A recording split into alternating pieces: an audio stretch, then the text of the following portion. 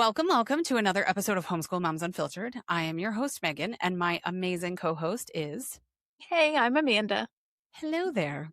We are your source for messy, imperfect homeschool advice and community. We come to you straight from the trenches of homeschooling, and we are motivated by things like helping you get started, working through periods of doubt, finding the right curriculum fit, transitioning to the next phase of your journey, whether that's middle school, high school, dual enrollment, whatever. We are not motivated by affiliate links and payouts from Meta, because that's the issue with the advice most homeschooling influencers are doling out online. Well, that's it, right? I mean, social media is such a double-edged sword. I have definitely bought things because I was swayed by social media influencers or just ads on Meta that were like a total bust. In fact, when something is actually awesome, I'm genuinely pleasantly surprised. You know what I mean? Yeah, it's not what you expect. Yeah. I actually really like this. This is fantastic. So anyway, so many social media influencers and personalities, they only show the sunshine and rainbows, highlight reel. And look, sometimes it's nice to look at that. I won't lie. Sometimes I want to see something nice and happy and forget that the world is on fire around us. But there are a lot of times that it just makes us feel lacking, you know? So we will not be doing that here. We'll do our best to give you just the full picture, right? The highs and the lows without it being a negative bitch fest. Though you can definitely expect a rant or two, a few soapboxes, a side quest here and there. The truth is we both genuinely love homeschooling and we love doing life with our respective kiddos. But just like anything else, homeschooling is a roller coaster of good days and not so good days. And we'd rather tell you the truth about all of that than have you walk away thinking that it's just you and you've made the wrong choice or that you just suck at this, because it's probably not the case. No, it's not the case. It's definitely not just you. Some days are hard. We all have them. True story. Absolutely. The other thing that you can expect in this space is conversation that is secular and progressive in nature. You'll never hear us say things like, homeschooling isn't a privilege, it's a sacrifice. Like, hello, two things can be true at one time, and tell me that you don't understand privilege. Because we are absolutely privileged to homeschool. There are so many people who wish they could and just can't get the logistics to fall into place. Well, absolutely. I mean, look, we are pretty loud about our values so that we can find our people. So if you've been looking for a space where Black Lives Matter, trans lives matter, your uterus, your own fucking business, things like scientific facts have more weight than your opinions, and maybe you're really fucking tired of the NRA and the Second Amendment crowd holding the rest of us hostage. If any of those things or all of those things resonated, then you found your space, because we are right there with you on all of it. Exactly. And we've been homeschooling long enough to know that finding that is like finding a needle in a haystack in the homeschool world. So welcome, settle in and relax. Today we have a topic for you that might sound silly because there's a bit of a running joke in the homeschool world about kids not knowing what grade they're in.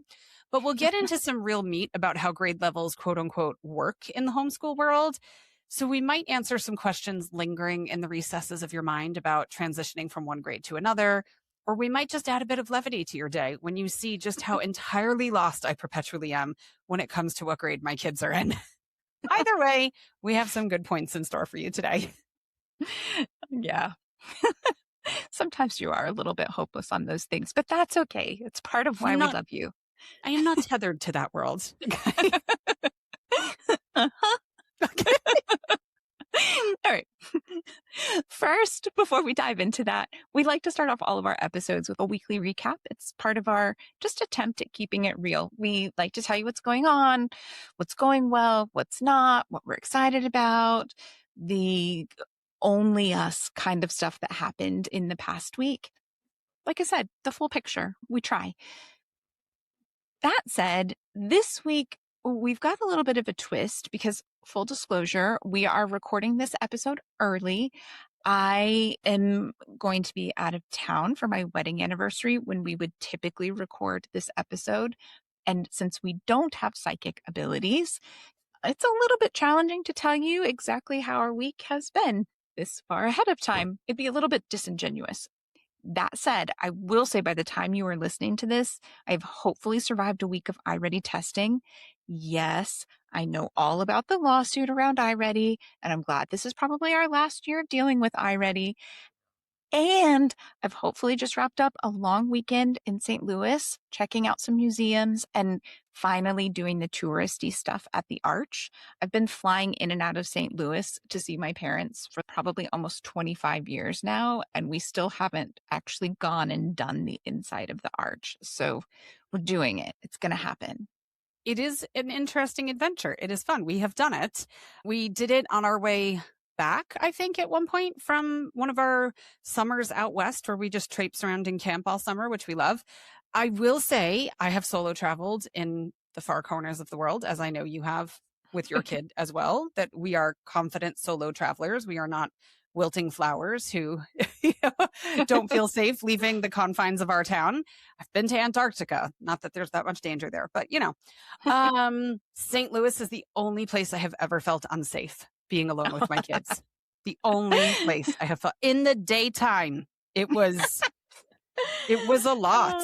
So you weren't hanging out with 50 Cent. You weren't like, this is totally my jam. I had done my homework in advance because we had a camper van that was, it was 22 and a half feet long, but it was the Mercedes Sprinter that Amazon uses to deliver stuff, the really, really big version of that. And the wheelbase on it is not 22 and a half feet long. That's bumper to bumper. So technically I could fit in a parking space if the ass of the van could hang out over like a grassy thing behind it or something like that. If I tried to do it by a sidewalk, it would take up the whole sidewalk because the wheel would be touching the curb and then the ass of the van would take up the sidewalk. And obviously that's not amazing for pedestrians, disabled people, etc. So the alternative is I would need 2 back-to-back parking spaces that I could pull through and just take up extra space. And if I have to pay for 2 spaces, no problem. So on the Arch website at the time through the National Park Service, there was a thing about large vehicle parking. I would always do my research before I went and knew where I was going, popped that address in my GPS. We get there. I can see the Arch off in the distance, but I'm not there. I'm in this area of dilapidated warehouses and it says you have arrived. And I'm like, okay. And there's this mail carrier, a USPS mail carrier coming towards me from the other direction. And you could just see this look of horror on his face that I was an alone woman with a kid because they can only see people in the front seat. And he pulled up beside me and was like, what are you doing here? Like, no. You need to be out of here. And I was like, okay. So I went over by the Arch and apparently this overflow parking does not exist or oversized parking, right? And so I'm looking. I finally find a thing across from the baseball stadium. I don't know. Cardinals? I don't know. I know nothing. I feel like I remember seeing a picture of a red bird on it. I know nothing about American sports. So I pay for my 2 parking spaces and we go skipping off to the Arch. I'm like, great, problem solved. We've done this. I start walking and now I know where the Arch is also because I've driven around it like 17 times trying to find parking. So I know exactly where the Arch is in relationship to where I am.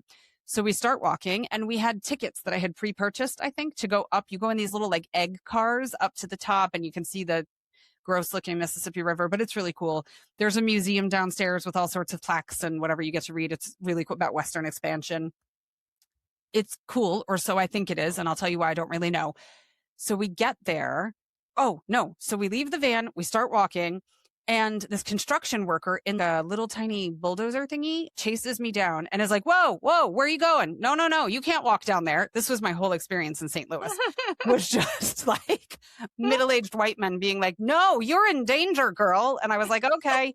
So he says, no, there's this man who lives down here who's unhoused, who has some mental health struggles. He didn't say it quite this way. I'm going to clean this up a little bit, right? And he has like raw meat all over his face and his body. And he gives us a hard time to the point that we've had to call the police because he threatens us. So like you and your children, and my kids were smaller at the time, they're like skipping along. Like, we're going to see the Arch, He's like, no, you're not walking down there. He's like, walk down this way. So I walk down that way. We get there. Now, within our camper van, we had our camper van built because I bought a passenger van and then we had it converted to a camper van. I had a safe built into my van, and it was really funny because when the guy was building it, he was like, oh, like for guns or whatever. And I was like, no. I was like, Liam has his little puppy, his little golden retriever puppy, and Aiden has a little bear, and they've had them forever. And I'm like, if the van catches fire when we're not in it at some point, that's fine. But I need a fireproof safe so that little bear and puppy will be okay. And it was built in. And that came from our days of having a travel trailer, because then you have propane. So they do blow up sometimes, right? So my mentality, even though our van ran on solar and whatever, I'm like, it's still got a tank of diesel fuel in it. I'm just going to carry the safe concept forward and make sure that they're good. We get there and I'm like, oh my God, I should have taken Puppy and Little Bear out of the safe. Because anytime we weren't in the van, we would put them in there. It was called the bear box for Little Bear. And I'm like, oh my God, I should have put them in my bag, because if the van gets stolen, I'm like, I don't care about the van. The van's insured. Go ahead, steal it. It's fine. It's insured to the hilt. Take it. But I'm like, oh my God, Puppy and Little Bear. So we got there, and our tickets for the bubble thing to go up to the top were in like, I don't know, 20 minutes, half an hour, because it took us so long to find parking that it was coming up close. I had built in more time originally. And I was like, kids, you have 20 minutes to read every plaque in this museum. We're going up, we're coming down, we're leaving, right? Like that was it. We were gone. That was my one and only visit to St. Louis. And it was just, I've been to plenty of places that are not polished, but it was the only place where like I was just consistently warned that I was in danger. That's never happened to me in so many places. And I was like, I would like to leave now, please. So yeah. I had one time where I actually got picked up by the police. They refused to allow me to continue walking through the neighborhood I was in. Not in St. Louis. This was in a different city. But yeah, they were like absolutely like, and I did not trust that it was necessarily the police, because there was a car following me down the road, like yelling things at me. And I was just like, ignore.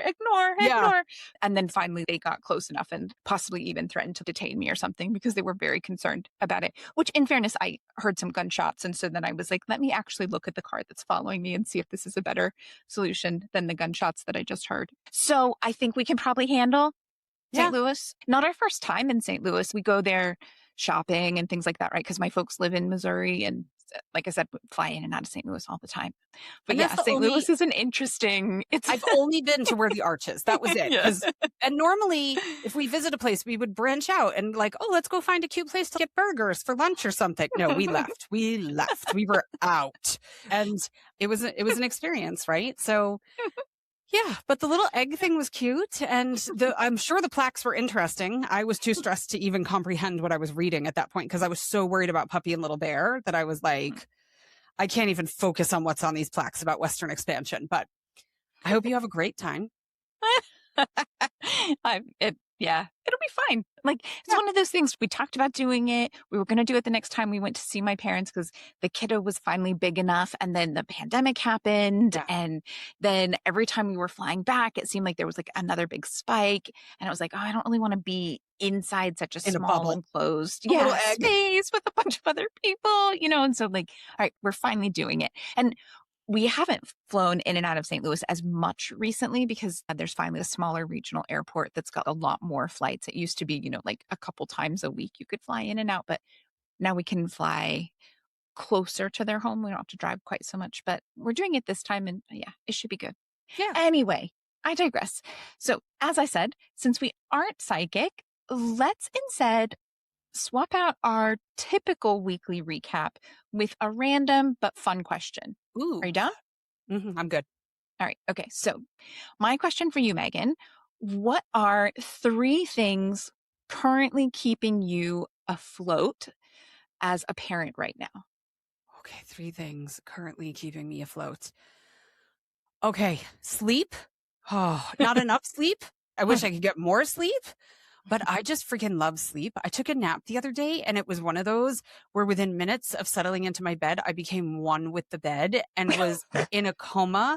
I think I drooled on my pillow. I was just out. So whether it's an overnight sleep or a nap, or even just closing my eyes on the bus, if I like today, we were on the way home from the mall and I just closed my eyes on the bus, and it wasn't actual sleep, but it was enough that I was like, okay, I felt a little bit more recharged when I got off the bus. But yeah, I freaking love sleep. I want more of it. So yeah. Creative adventures. That's been one of my 2026 goals, is creating more. It does create a bit of a push-pull in my life, because when I am taking time for myself to create, whether that's sewing or painting or cross-stitching or something like that, I feel the guilt of not being productive. And one would argue, like, I made my shirt. One would argue that's productive, right? Like, I made my own clothing, but it's not productive in the way that society tends to value. And so sometimes I still have that nagging feeling that I should be doing something productive. But then on the flip side, like when I'm busy working on actual things that need to get done, whether it's for Homeschool Moms Unfiltered stuff or for my kids or whatever, I'm like, oh, I wish I had more time to sew this week or something. So it is creating a little bit of a push pull. But I did recently paint a mural in our living room. It was really big, and I probably should have done something a little bit smaller, because when I was done, I was so done. And it was funny because my mom loved it, because she's your mom and she's going to be like, yeah, you did a good job. But she kept sending me other murals and be like, this would be really cute in your room. And I was like, no, I'm a retired muralist now. One and done. I'm done. I was so tired. So I might cave on that later, but for now, one and done. And then I should probably say my kids for the third thing, but I'm going to say the dog. And I have a good reason, okay? Aside from the fact that she's just the snuggliest little bug, which is so good. And we have so many studies that talk about your brain chemistry and when you pet a dog and all that kind of stuff. Like, it's so true. But also, she forces me to get out. And so she forces me to get out I'm in charge of her big long walk most days. She's actually out with Astrid right now for her big long walk, because we're recording on an odd day for us. But it's good that I am forced to pause, get fresh air, get sunshine, get my body moving. And she just, when you take her for a walk, she's a doodle, and doodle smile, which is so strange, but so true. And she just looks back at you like 100 times during every walk with this huge smile on her face that she's like, this is amazing. Please tell me you're having as much fun as I'm having, because this is the best time ever. And I know we do this every day, but it's still amazing. And it's hard for that not to be infectious. So yeah, I'll pick her over my kids for that one. So sorry, kids. They never listen, so it's fine. Okay, challenge question for you. Tell us something that you do as a parent that would sound questionable out of context, but works well in your home or for you. Okay. How about hair sniffing? Whose hair are you sniffing? So, I'm not judging, but whose hair are you sniffing? Well, I mean, I know hair sniffing is a thing, but outside of smut books, it's kind of creeper behavior. But look, I have a tween who isn't big on washing his hair. So he regularly asks me for a sniff test before conceding that it is in fact time to wash his hair. There's this whole like a body wash or a full wash, including the hair, right? And so I can usually force the world's fastest body wash, but a hair wash, it's really hard for me to require that without the hair sniff test. He's gotten big enough that now a lot of times he doesn't even have to get that close before I'm like, whoo, yeah, shower. all of it, the whole thing. But yeah, I'm going to go with I do way more hair sniffing than I ever thought I would. I feel like some adults have really good sniff test abilities. I am not good at being able to sniff something and determine if it's gone bad. That's like not my jam, because then I think it smells a little funny, but maybe that's in my head because I'm paranoid and afraid that it's gone bad. So maybe I'm just thinking it smells worse than it is. And so my parents have lived with us for a really long time. And my mom was always the official food sniffer, because my husband grew up in the Caribbean. And at the time, power outages were so common where he lived that if your power went out for however many hours, once your fridge came back on, your fridge just continued functioning as usual. You didn't go through it, check the food. You just kept eating the food that was in the fridge. And so I could hand you something that has flies on it, and my husband would brush the flies away and be like, it's fine. It's fine. Just put some breadcrumbs on it. It'll be fine. So he's not a valid source of that. But my mom is good with sniff testing. I've never had her sniff my hair or anyone else's hair, but hey, if it's working in your house, I'm thrilled. That's great. Yeah. All right. So let's dive into today's topic. I think you'd have to be super new to homeschooling to not have encountered this situation before. But the long and short of it is that someone well-intentioned usually, is trying to kickstart a conversation. And they'll say to your kiddo, what grade are you in? It's one of those conversation starters that's just so common for kids. It's like, there are some that are super annoying. Like with boys, I don't know if you encountered this, Amanda, but with boys, it's always like, do you play sports? And if you have a non-sportsy boy, they get really tired of that really soon. So there's some of those questions. And what grade are you in is kind of standard fare kid question as a conversation opener. It's kind of like when you live in North Carolina and the conversation opener is, what church do you attend? But I digress. Anyway, it can be so humbling to watch them absolutely short circuit trying to come up with an answer for this person.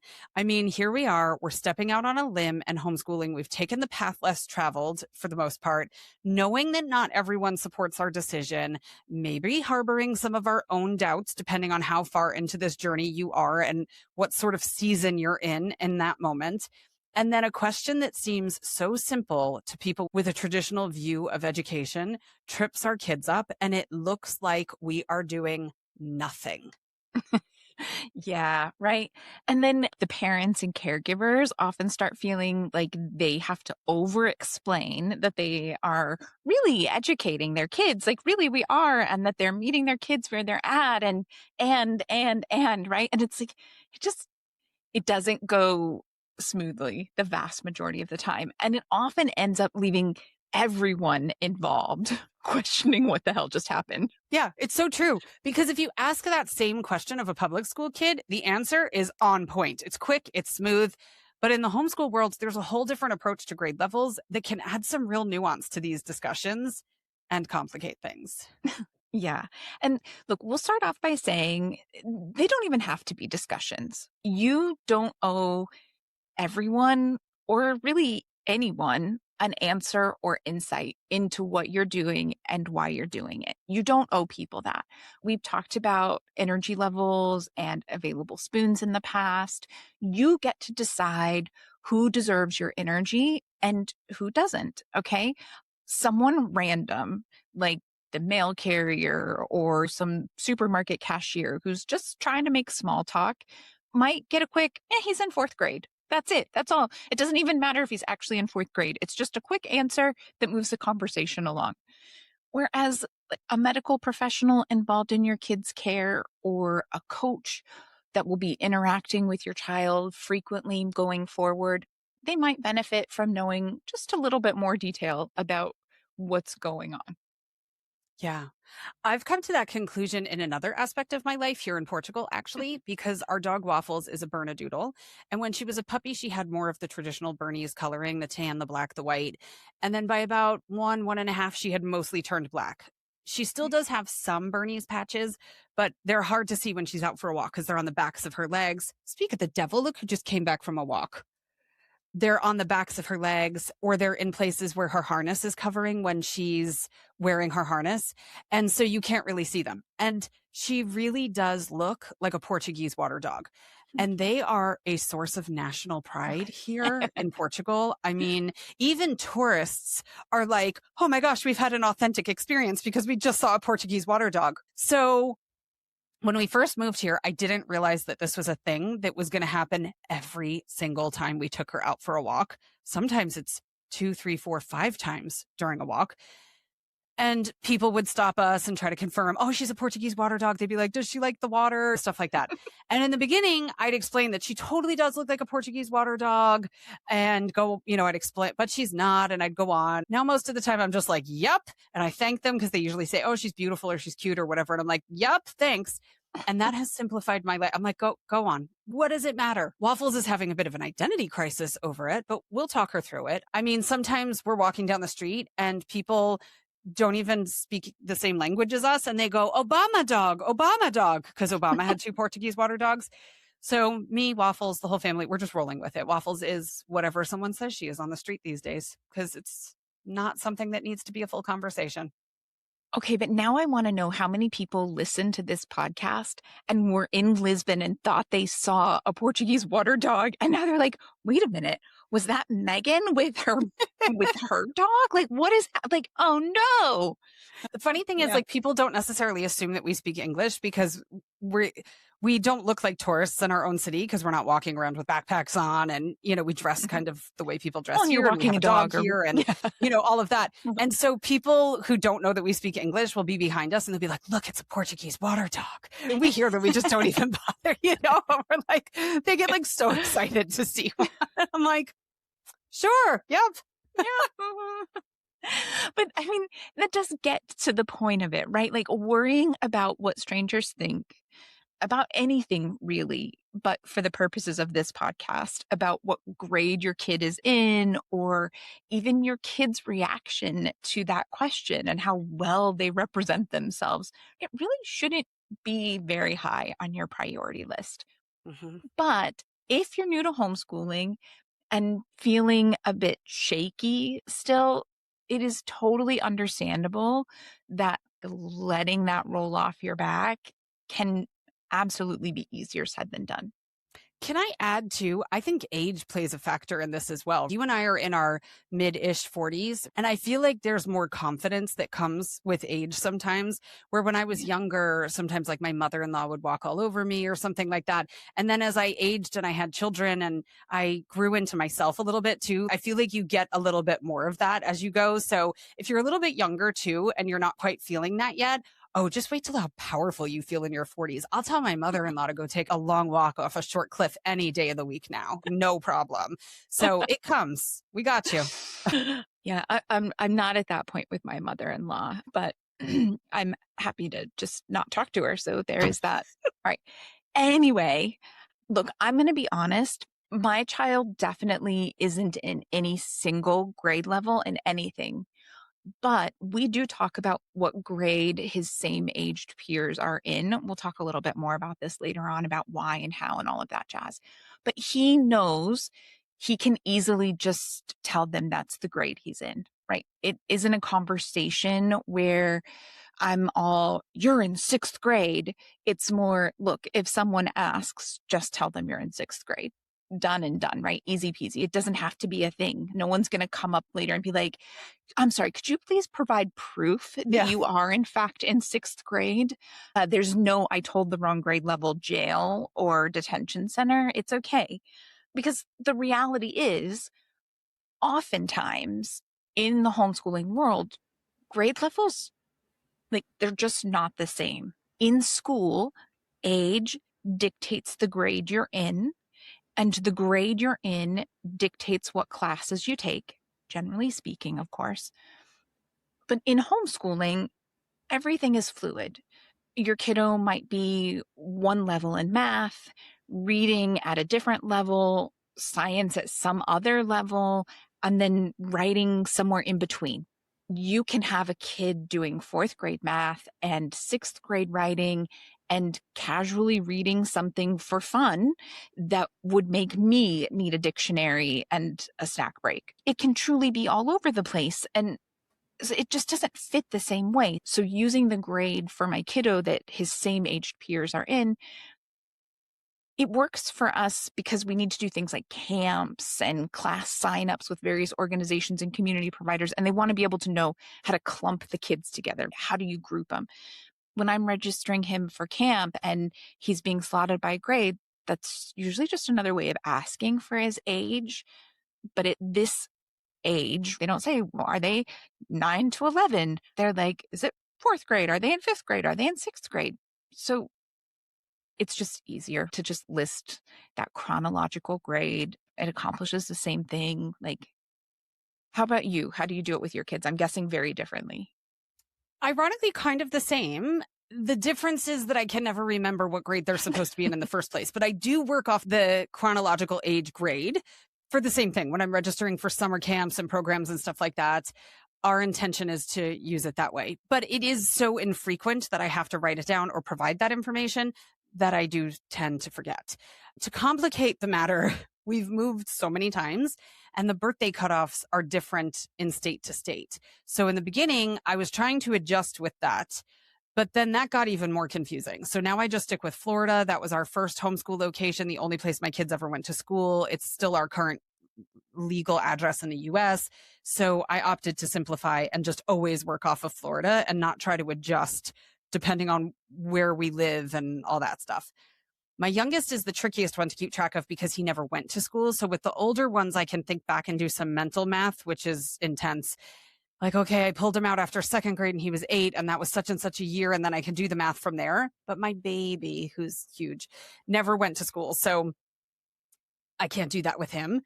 Thankfully, I was pregnant at the same time as my best friend. So the number of times that I have sent her a text message while she's at work during the day and being like, I'm filling out a camp registration form. What grade is Mia in? Like, it's no small thing. And I'm so thankful that she doesn't judge me because she's one of my best friends in the world. And I'm like, yeah, I still don't know. I still don't know what grade he's supposed to be in. No clue. Well, yeah, I mean, we totally have that. It's easier for me to remember because my nephew is in a brick and mortar school and he's a grade below my kiddo. And then my kiddo's best friend is still in brick and mortar school and he's a grade ahead of my kiddo. So it definitely helps me keep track. But the unfortunate thing about the actual interaction is that oftentimes we're the ones made to feel like the out of touch weirdos. No matter where the kid is with their learning or whatever, kids aren't evenly developed across subjects, whether they're homeschooling or they're in brick and mortar school. Very few kids are exactly the same spot in every subject. Schools at least attempt to force this consistency that doesn't naturally exist. With homeschooling, we have the opportunity. Strengths can leap ahead. Kids can go as fast as they want or as fast as they need to. But struggles can also be supported without shame. It's not like, oh, well, you have to go to this special class or you have pull out to work on this thing that you're behind on, or you failed this thing again. If you don't pass this one subject, you're not going to pass this grade and go on to the next. Like, you don't need any of that nonsense because the whole point of homeschooling is finding where your kid is at and working with them to get ahead. Does that mean that you can't so easily say, oh, my kid is in 5th grade? Well, I mean, you can still say it and let people just move on. Might not necessarily be accurate, but it doesn't matter. Who cares? Exactly. Yeah. Yeah. It isn't our job to normalize our version of this mentality broadly, which thank goodness, because talk about a salmon swimming upstream. I mean, the fact that kids don't need to sit at a desk for 6 hours a day blows their minds. Imagine this. This is taking it too far. But even for us as homeschool parents and caregivers, especially in the beginning, it can be really hard to make that mindset shift. The oddball grades all over the place thing isn't a gap. It's not a failure. It's more accurate. It's in line with the way children develop. So yeah, school is saying stay with your age group, and homeschooling is all about let's be honest about what you actually know. And that's our starting point, and we move forward from there together. And so it's just very, very different.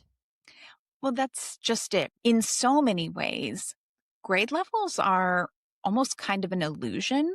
They function primarily as administrative tools, not actual measures of intelligence or ability, even though they might want you to think that. And if you look at standardized test scores, they're not even a good indicator of what kids actually know. Realistically, grade levels help society organize large groups of children, but it's kind of like classroom management. Super important if you're managing a class of 25 or 30 kids, but not so important if you've only got your own kiddo or kids to manage. You don't need to be well versed in large classroom management to teach your children at home. You don't need to be well versed in grade levels to teach your kids at home. Mm-hmm. With homeschooling, you don't need that structure. You can actually respond specifically to your kids with what they need at any level, at any pace. That's what you get to do. I will say, if you're homeschooling and you're a curriculum user like I am, you might even find that some of your favorites just don't even list grade levels. So some curriculum go by letters, which can roughly align with traditional grade levels. But the idea behind that is that since it's a letter, it's hoping that homeschooling parents will be more flexible with what ages are using it, and you can combine kids with the same level, or just a lot more flexibility in it, and helping people kind of break out of the mindset of this is for first grade, this is for second grade. That's been a trend lately in sewing pattern making, where patterns aren't done by number sizes, but you cut on a specific color.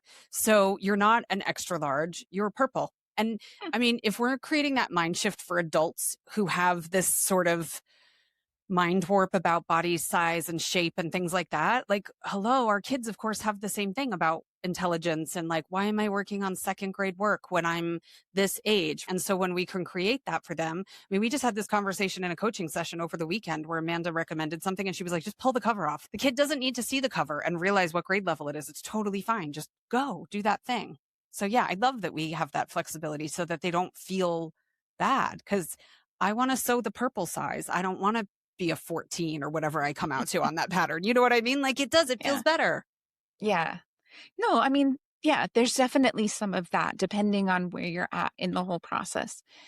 Then some curriculum does give age ranges. One that I'm thinking of right off the top of my head is Michael Clay Thompson. So their stuff will be like, this one is appropriate for 11 to 13-year-olds, which it can be great for general direction if you are just getting started. I mean, these levels are like, you'll see things that are like, this is the poodle level. And you're like, what the hell is the poodle level? Like, give me a little bit of direction. Like, as it turns out, my child is not a poodle. So it is helpful for there to be something like, appropriate for ages 11 to 13. And yes, go look at the placement test or the placement guide or whatever. But there's absolutely nothing that says once your kiddo finishes that, you can't move on. You start wherever you need to. And even if your kiddo is only 11, if they're done with the 11 to 13 unit and you feel like they're ready, you move on to the next level. It's totally fine. Then on the other side, you have some curriculum that will be like, this is good for elementary and middle school, like a huge range. And you can supplement if you want more writing assignments, or you can pull out certain things if you feel like, oh, I read the Common Sense Media thing on this documentary and I'm not sure it's really appropriate for my kiddo, right? Like, just loads of flexibility. But even if a curriculum does have an actual grade level that's aligned with brick and mortar standards, it doesn't matter. It can be a starting place. It can help you figure out where you might want to start, but there's absolutely nothing that says as a homeschooler, you need to stick to those same narrow definitions of what's right, like what you can teach right now to be quote unquote correct. Yeah, absolutely. I'm not even a curriculum person, and I agree with all of that. But then what does impact us a little bit, and you also, because you're year-round people, right, is add to the fact that not all homeschoolers are sticking to a traditional school calendar, which, depending on where you're listening to, for reference, in the US, that's something like September to May, give or take, depending on what region you live in. It could be like August to May, September to June, whatever. So the very traditional mindset is that grade levels change come May or June. And then when you start in the fall, you're in the new one. And so that's how society works and thinks. But the reality is, in homeschooling, you have people doing all sorts of stuff. You have people that are doing year-round schooling, which we personally love because then we can travel off peak. Do you want to go somewhere in the summer when everyone else is off, or during spring break? Like, I don't. It's expensive and it's crowded. So yeah, do those sorts of things. We have the flexibility to pace and take breaks whenever we want to. I mean, when my kids were in public school, come March, we were all done. From March till the end of the year, the kids were done. I was done. The teachers were done. We were all done. We needed more consistent breaks and to spread that out over a longer period of time, because everybody was burnt out. And whatever happened from March on was at like 20% retention and capacity, because we're done. Who works best when they're fried? So some examples might be things like doing school in the summer to avoid the heat. We've lived in Miami and Texas. Like, hello, it rains for the entire month of June in Florida. And in Texas, it's like living on the sun. So I'd rather take time off when it's decent outside and I'm not going to fry to death going outside. I'd rather travel in the fall when it's cheaper and everybody else is in school. I'd rather take random weeks off to prevent burnout. And you don't even have to pre-schedule them and then like force yourself to get to them. If you feel like you need a week, you can take a week. You can take time off to celebrate an event. You have cousins coming into town. There's something going on in town that you're super excited about. You want to go to Comic-Con, whatever. Make it happen. Then there's times where you power through stuff in bursts because you're super on it. Do you ever have those things where you're just like, everything is rocking and rolling and lining up and things are great? Okay, fine. Keep going. Do that thing. You don't have to hold back in order to pace yourself in that way either. It works in both directions. So we know that the reality is we are not weird or behind, nor do we owe anyone else an explanation about how ahead we are or how we got ahead. We're just not on that calendar. We're on a different calendar. We're not doing the same thing you're doing, which is totally cool because what you were doing in the public school system or the traditional system was designed around crop seasons. And like 1% of those kids are actually going to pick crops. So who's the weird one now organizing your life around crop seasons when none of you were farmers? Like, that's weird. I think that that's a really high number, actually, 1%, because I went to school in the place where some kids spent the summer picking corn and some kids were not there in the spring or in the fall. But even then, it was a very small percentage in the farming community. Yeah. So it was like, I mean, it's a fraction of a percentage, I would guess. Yeah. So, yeah. Because when we had our camper van, we used to do harvest hosts where you can stay at farms and stuff like that. And most people were bringing in farm labor, seasonal help and stuff like that. Like these kids are even still not picking corn and not picking berries and whatever else. But for some reason, school is still entirely structured around that system. Yeah.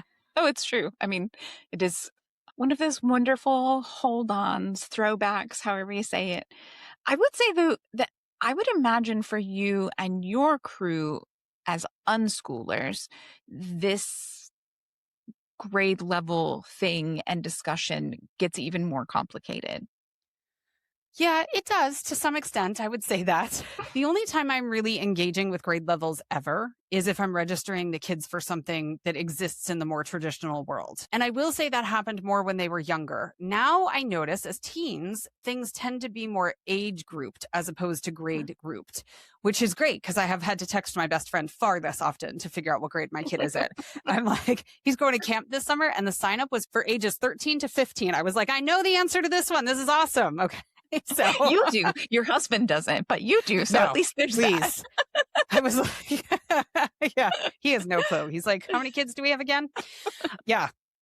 But we did an episode about a month or so ago about the way we unschool in my home. And I have coined the term intentional unschooling. It's my new thing. So if you missed that one, go check it out. But my kids in particular do like to engage with things that are more traditional sometimes in their own unique ways. They're all kind of doing their own thing. So we end up having some traditional learning seasons, if you will.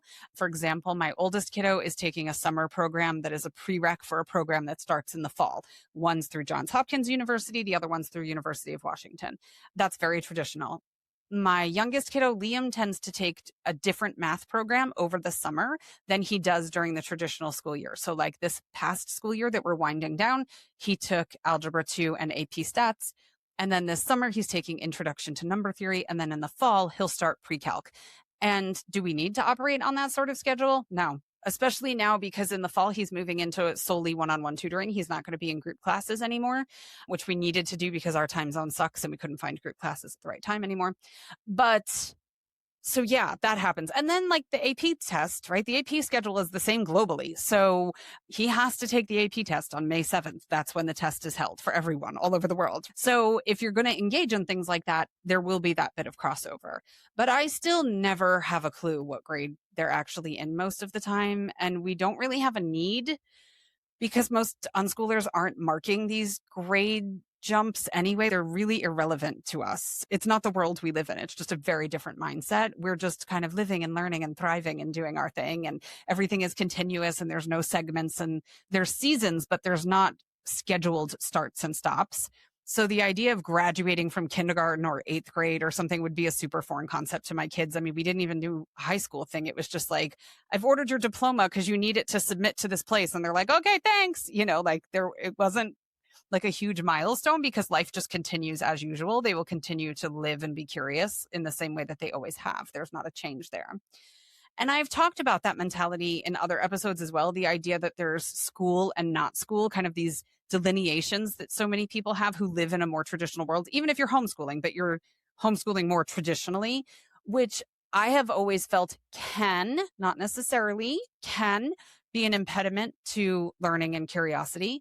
Kids can sometimes fall into this mindset of, I did the required thing that you asked me to do. Now it's my time. And sometimes that me time can be filled with curiosity and productivity and joy.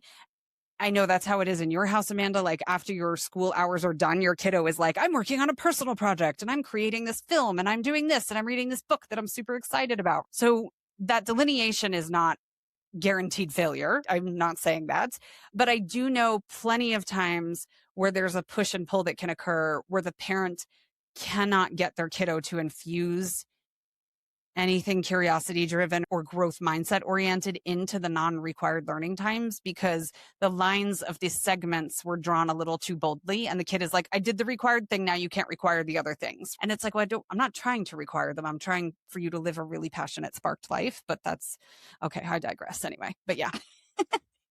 Yeah, we almost went coaching session there.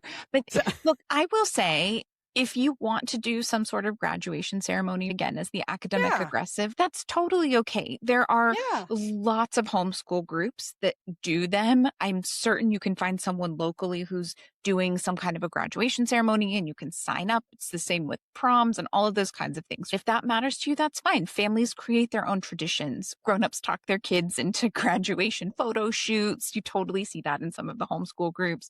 We did a 5th grade graduation thing. My kiddo got to experience it. My parents came into town for it. It was fun. Yeah. Like his cousin is going to do it. His best friend had already had one. We were in a position where we could. And I knew that our learning was about to take a shift. And those moments in time were going to be less clear. So we went ahead and did it. We were in Southern California, so we got the lei that's the school colors, and we got a candy lei, and you know, it was fun. No harm, no foul. If it works for you, great. If you couldn't care less about it, also great. Can I just interject though and say, if you sign up for a Celis because they offer a graduation, please don't. Yeah. Please don't. It's a shit program on so many levels. It is such shit. And the graduation, not worth it. Anyway, go ahead. That's it. There are so many other ways. That's it. There are so many other ways to have a graduation ceremony and to make your own traditions that actually matter.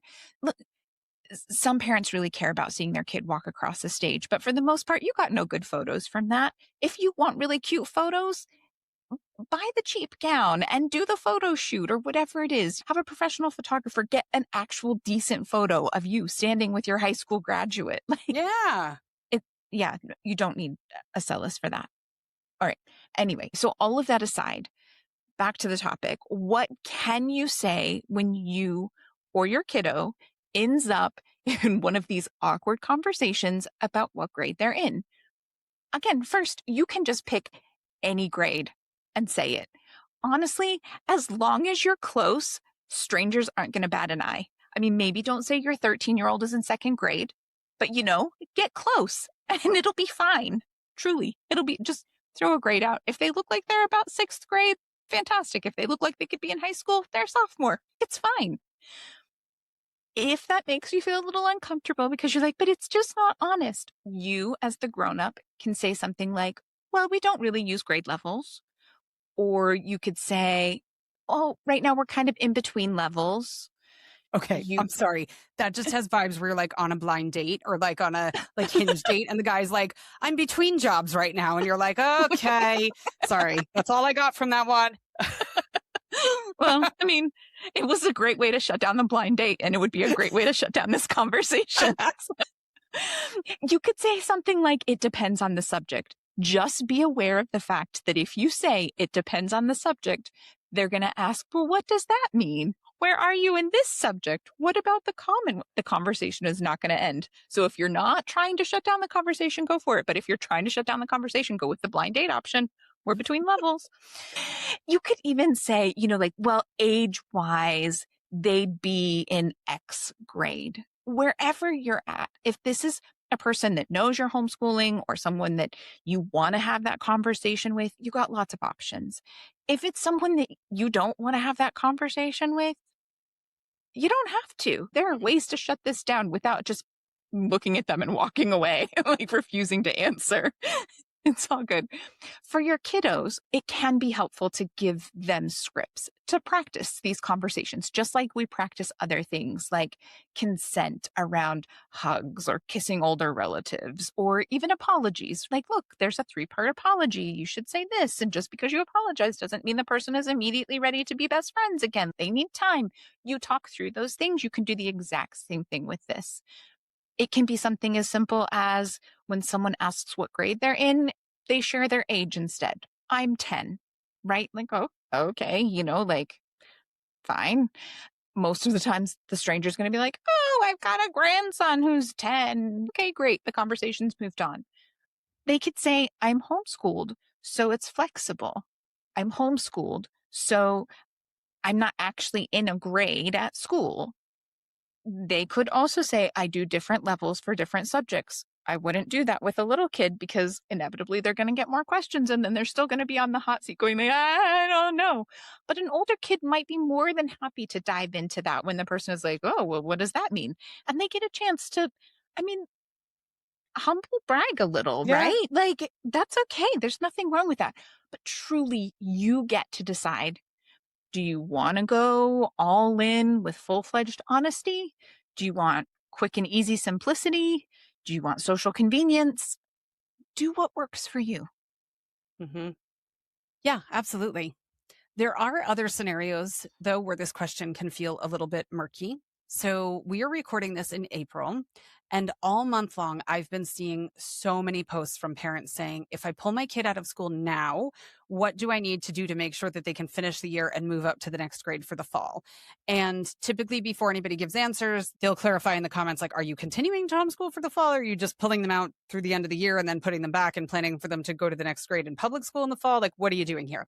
And they're like, no, I'm going to keep homeschooling. Okay, great. So it's a bit of a mind fuck to explain this to parents that they need to take the rest of the year off right now that they've pulled their kid out of school, de-school, and then when they're ready to start, meet their kid where they're at, subject by subject, when they resume, whether that's in the fall or a little bit later into the year. They're new and they're trying to wrap their minds around so much. But if you find yourself in this boat, here's what we need you to remember. You are not part of a system anymore. You're out of the system if you've withdrawn your kid. So none of that matters anymore. You do not need permission to advance your kid to the next grade. You say when they're in the next grade, okay? There is no gatekeeper anymore of grade levels. There's no principal, there's no superintendent who's saying, this child just went from 4th grade to 5th grade. You do that now. And if that feels a little scary, yeah, we get that. We were trained that this is the one way you educate a child, and this is the only path to success in life, is if you follow this exact prescription. And we already see the results of that. Hello, 51% of our country-ish voted for somebody who talked about Haitian immigrants eating people's pets. And they were like, yep, that's happening. So is that system the one and only way to educate a human being? Because most of those people went through that system, okay? It's not churning out people with high reading levels and critical thinking skills. So are you doing something dangerous by skewing from that system? No, you're going to do a good job and your kid's going to be amazing. It's okay. Take the break. Take the time to de-school. If you pull your kid out of school on a Friday and put them in front of Mia Academy, which P.S. we also dislike Mia Academy. If you put them in front of Mia Academy on Monday, that's not going to go well. It's not. Even Amanda, who's the aggressive academic one, is going to be like, yeah, it's not good. Don't do that thing. So yeah, learning doesn't reset in June. There's nothing magical in June except for crop cycles. There's no reason June has to be the month that these things turn over or take place. There's no academic cliff that your children are going to fall off of if you haven't finished something by June. None of this matters anymore. You have left that structure. None of it matters. Promise. Yeah, no, it's true. It's not like, well, in summer, they magically leap forward by a grade level and now we do whatever. Okay. Because I am the one in so many curriculum circles and conversations, I tend to hear more of the, we finished our science curriculum or we finished this in March. Now what? And this is another one of those super common questions. We did a whole episode a while back as well. But the reality is, you have options. You have quite a few options, actually. Because The homeschooling's flexible. Hello. Right? Like yeah, that's it's the name of the game. yeah, hopefully you're picking that up now. So look, high level, your first option, keep going. Just start the next level. Keep the momentum rolling. That's totally fine. You can absolutely do that. You can take the time to go deeper. You can reinforce skills. You can apply the learning in real world ways, which look, hopefully you're doing that throughout the year, but this is an object to do more of that. That might look like projects or writing or hands on work. A third option would be go ahead and take a break. We talked before, your break doesn't have to be in the summer. It doesn't have to be over the winter holidays. If you've finished and you want to take a little break and then pick up with the rest of the next level of school in May or June when the weather gets hot or the weather gets rainy or whatever it is, that's totally fine. You do not have to fill time just because school would. You Mhm. get to set the calendar and the schedule that works for you as a homeschooler. A fourth option would be to mix it up. You can try something new. Maybe you take the time to do some unit studies. I'm just going to say, I hear Homeschool Moms Unfiltered has some pretty amazing ones. I've Hint, heard that hint. too. Yeah, yeah. Yeah. If you're interested, details in the show notes, just putting that out there. You can do interest based learning if there's something your kiddo has been kind of toying around with, or maybe there's something that they were dabbling in and they enjoyed whatever free class or community class you signed them up for. And now you want to dive a little deeper and see if it is going to stick. This is the time to do that. You could do life skills. Again, this is something that you should be infusing throughout the year, but perhaps there's a larger skill that you want to focus on specifically now. I know in our home, we have that happening. I talked about this. We are going to do some very specific health and nutrition workbooks and reading comprehension things and stuff like that. And we're also going to do one that's specifically money management and stock market. We've been talking about it, looking at it this whole school year specifically. We've had lots of conversations around that.